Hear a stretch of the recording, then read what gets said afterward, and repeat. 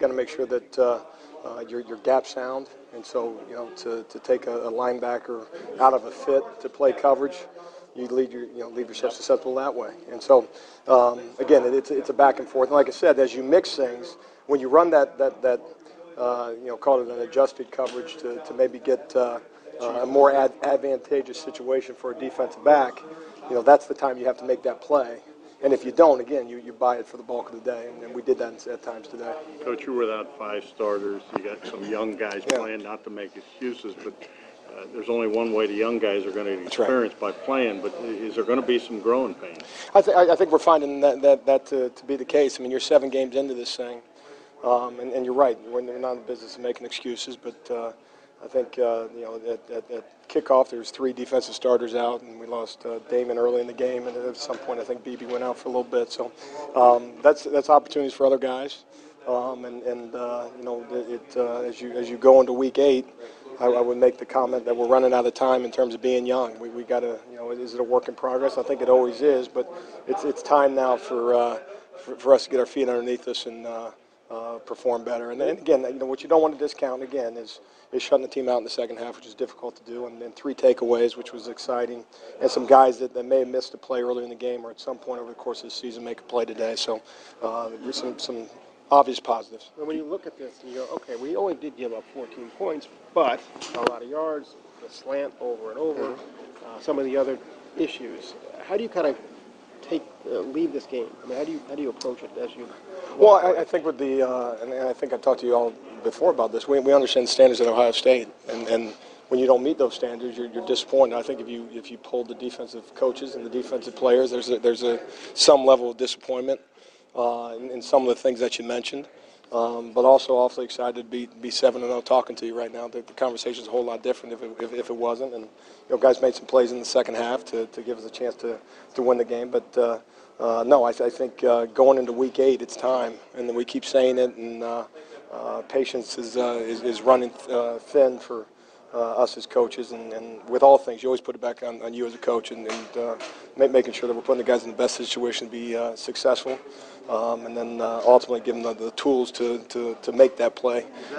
Go ahead. Back-to-back Last question for Coach Grinch. In the second half? I think it might be. It's funny. Well, I think maybe some of that. I think some of it is some of those younger players that you mentioned.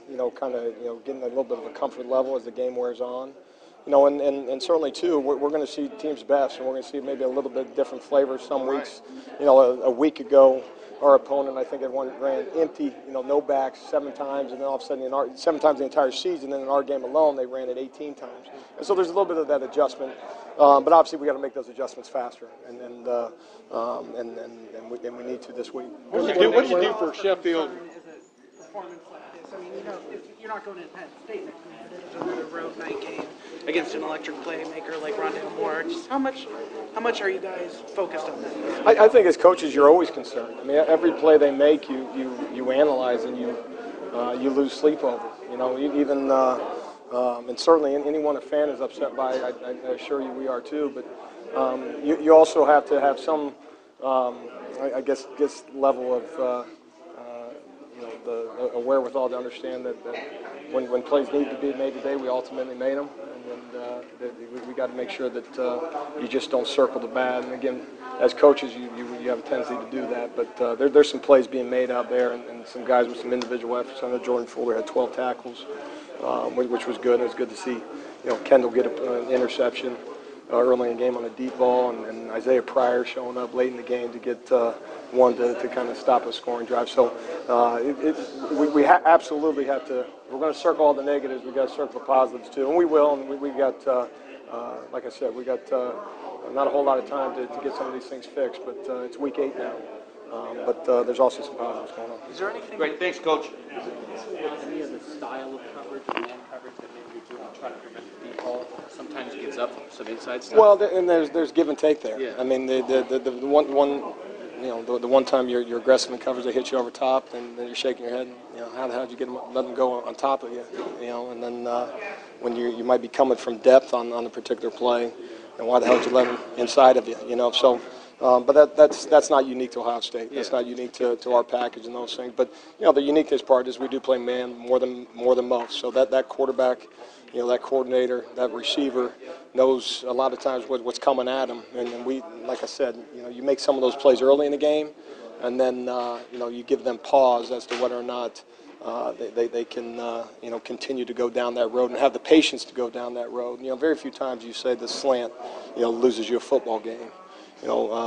But on the same token, it's frustrating. It extends drives and it can lead to points. So, it's never okay either. And so, something we got to continue to look at to again mix up coverage and put some pause into quarterbacks and coordinators. But y'all did tighten things on the slant as the game went on, right? I mean, did you feel that? I mean, from where you were watching, and what did y'all talk about in that regard? Well, we talked quite a bit about it, I assure you. And some of that is having the right call on the right time. I think some of that is having to understand how a team is attacking you that particular game. The one time it didn't take long. The one time we had a linebacker in man coverage, they tried to take a deep ball in there on Pete Werner, and that's the play that Isaiah made. So again, there's a back and forth. We tried to get a little bit more aggressive, and they took an opportunity, but fortunate one we were prepared for at that time. So there's some plays certainly that they want to have back also. What does that play especially do for Isaiah Pryor? Obviously, he's caught some criticism from fans, sure. et cetera. But what do you think that will do for him? Right, and that's the this is big time ball now, and so when you make the play, you're I guess rewarded for it, and when you don't, people obviously look at you sideways, and certainly I know as coaches they treat us the same way, and that's part of this business. That's part of being a first-time starter, and just real encouraging that moment for him to come down with one, and one of the things that we've had a little bit secondary-wise, I think, as you go through 7 games.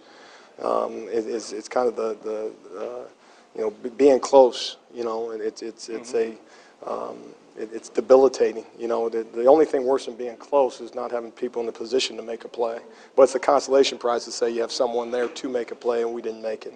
And so in any event, if we're a step away, 2 steps away, whatever it is, as coaches, we got to find a way to get them in those spots. And again, when you get 3 takeaways, there are some plays being made out there. We just got to make more.